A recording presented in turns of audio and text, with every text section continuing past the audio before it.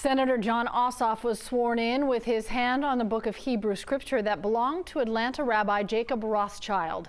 He was a civil rights activist and close friend and ally of Dr. Martin Luther King Jr. Jon Ossoff is the first Jewish person to represent Georgia in the U.S. Senate. It's a civil rights milestone with deep roots in Georgia. 11 Alive's Doug Richards has more.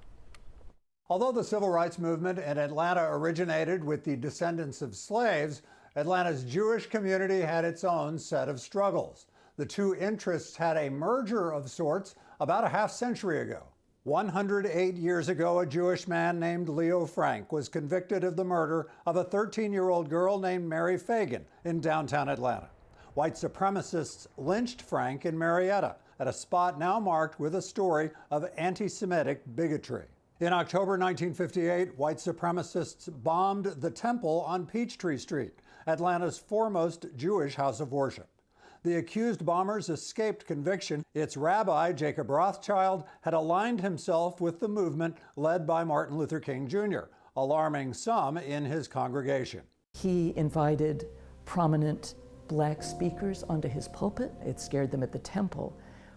Won't you speaking out like this, Rabbi, attract the ire of the violent white supremacists, and won't they turn on us?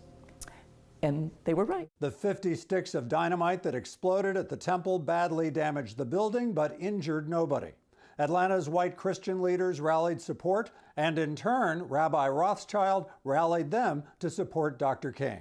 When King won the Nobel Peace Prize in 1964, Rabbi Rothschild organized a multiracial banquet in King's honor, attended by Atlantans and business leaders of all backgrounds. When Dr. King was murdered 4 years later, Rabbi Rothschild delivered a eulogy and cemented an alliance. Over the last year, Raphael Warnock, now the pastor at King's Church, and Jon Ossoff, a temple attendee, campaigned together.